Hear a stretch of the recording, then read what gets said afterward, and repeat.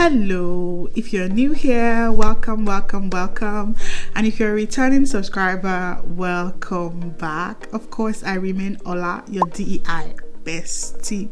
And we keep it real on this channel, exploring all things diversity, equity, and inclusion. And I do hope that you leave every video on this channel more inspired to co-create a more inclusive and equitable world. A few days ago, we got the annual McKinsey and Lean In report, the workplace report on women. And it was quite insightful. I would try to put the link below so that you can take a look at it if you're interested. We did see that there still remains several structural biases and barriers against women in the workplace, and we see that there's not as much support for women in the workplace, support for women to advance, get viable growth pathways at work. And it's really concerning, right? But it got me to think about where I am now as a woman, particularly as an African woman.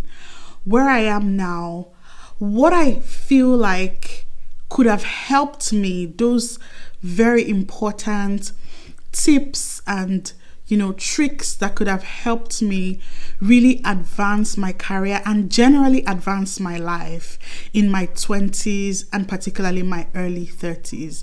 Looking back, I wish that someone sat me down to share some of this. I think that they would have been very, very helpful for me as I was navigating those years. And of course, we don't gatekeep here, so I'm going to share them with you. The first thing I wish I knew in my 20s and my early 30s is that it's allowed for me to take up space. I can take up space, I can take risks, and I can basically play big and refuse to play small. I feel like as women, a lot of times we've been sort of socialized to check what people think about what we're doing, right? Is this something that people would generally approve of? There's always that inner critic that is saying, don't do too much. Because many of us, particularly those of us that come from the kind of background that I came from, we've been rather encouraged to be seen and not be heard.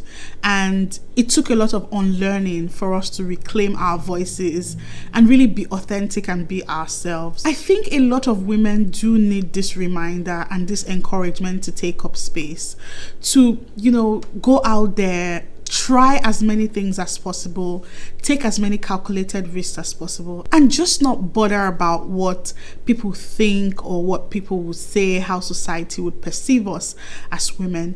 I wish that I was as daring as I am in my 20s, especially my late 20s when my career really started to take off. I look back and I remember a lot of opportunities that I did not take because I was really bothered about, would this not be seen as doing too much? And, I have to, play it safe and not be out there, be too much, right? And while I have no regrets, because I believe that eventually, I would get to my desired destination. I mean, it might only take a little bit longer. But I do see that if I had that daring attitude from the get-go, I would have, broken through a lot of glass ceilings and just really achieved some of the things that I currently set my eyes on. Another thing I wish I knew as a woman in my 20s and early 30s is that my real network are my peers. And I cannot emphasize this enough. I started my career in international development.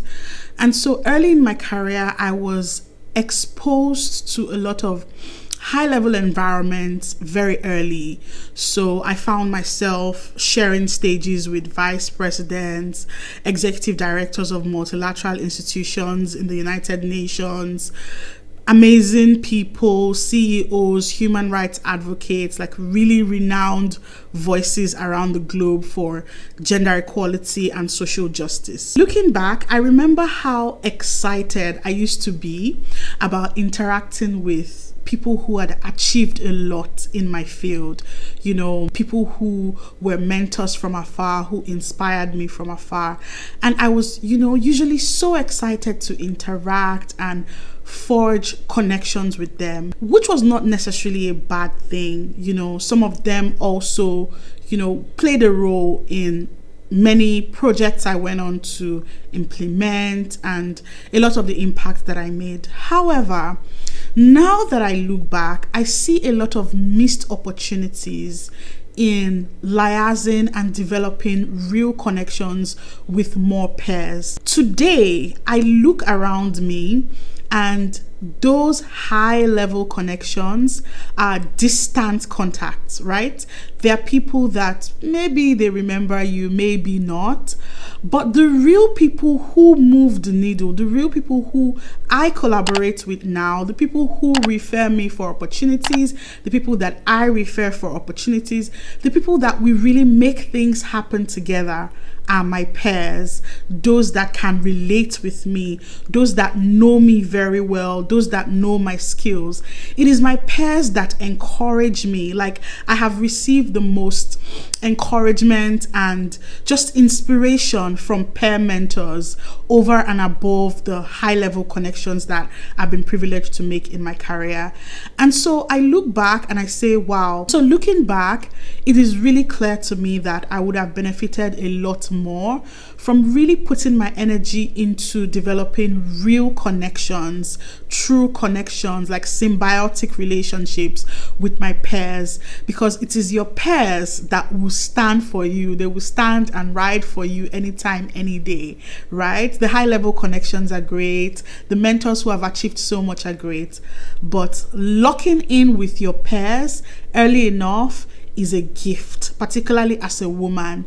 Oftentimes we complain that there is a men's club, right? We complain that there's a men's club and that women are not necessarily allowed a seat at the table of those kind of men's clubs in several institutions, in several organizations.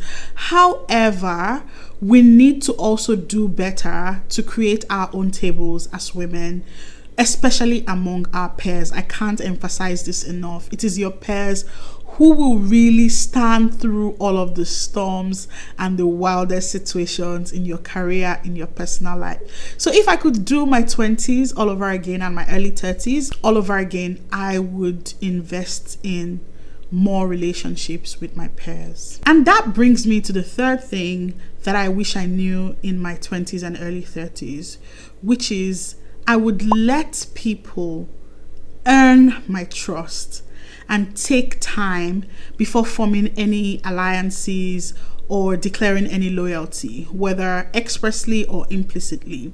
I would take my time and not mind people being colleagues, acquaintances, distant relations. I would really be selective about the people that I refer to or promote to friends.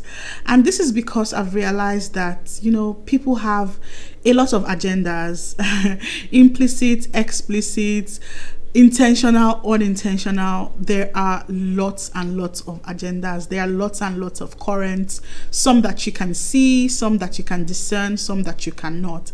And time really exposes all of that. It's really important. I think it's really important as women to be very discerning about our circle and to really take our time and be intentional about who we admit in our inner circle, especially as a young woman who's trying to, learn the ropes.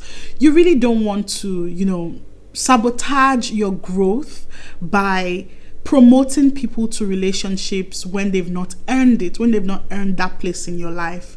And I think it's important to be discerning in that regard. Even when it comes to accepting favors, what I've realized, especially from my experience as a woman, is that some favors are cloaked manipulation. Someone is trying to be nice to you, someone is doing really great things for you. However, the underlying intention might not be all that great. Many people might not say this out loud, but I think it's important as women, especially young women, to be very discerning of relationships, to be very discerning of what the intentions of people are in your life. And when you cannot figure that out, it's a sign that you should hit the brakes and not be too quick to promote someone into your inner circle. And that brings me to the next point, which is very closely related. Be okay with seasonal relationships. It's fine for people to, be in your life for a particular season and, without harboring any hard feelings, without, exaggerated conflicts or anything like that. It's fine for them to then not be in your life for the next phase. It's okay for a relationship to be for a particular season. It's okay to serve a purpose in a person's life and then remain on the sidelines in the future. And vice versa. It's okay for people to have served their purpose in your life and then not really carry on in the same capacity for the future. It's not necessarily a bad thing. It's just what it is. It is life. And what I've realized is that trying to force fit a relationship that has served its purpose in another phase of your life can be like rowing in a boat, but having you row in one direction and the other people are rowing in the opposite direction. Imagine, or not even rowing at all. Like you're really trying to row the boat, trying to get to shore, but you have people on your boat who are not rowing at all because they're not going in the same direction as you are, or they're not really invested in the direction that you're going. And it's really important because as women, we already have a lot stacked up against us. We have bias stacked up. We have a lot of sometimes returning to the workplace when you're in your late 20s or early 30s after childbirth. For those who decide to have children, it can be very tricky. There are lots of things that are already stacked up against you, and you really don't want to add the pressure of relationships that are no longer serving any reasonable purpose in your life. On top of all of that, it's important to be traveling as lightweight as possible. Really, that's how I see it, because as you go through life, you carry the relationships that you have with you, you carry your burdens, you carry everything with you, and it's important to shed some of them as often as possible. This video is getting very long, so I would complete the remaining things that I wish I knew in my 20s and early 30s in another video. But I do hope that this has been helpful for you. I hope that you've gained one thing or two. If there's something you want to add, something I might have missed, or something you feel that is also important for women to know in their 20s and 30s, please leave it in the comment section. It will be so great to hear from you and learn from you as well. Thank you so much. See you in the next video.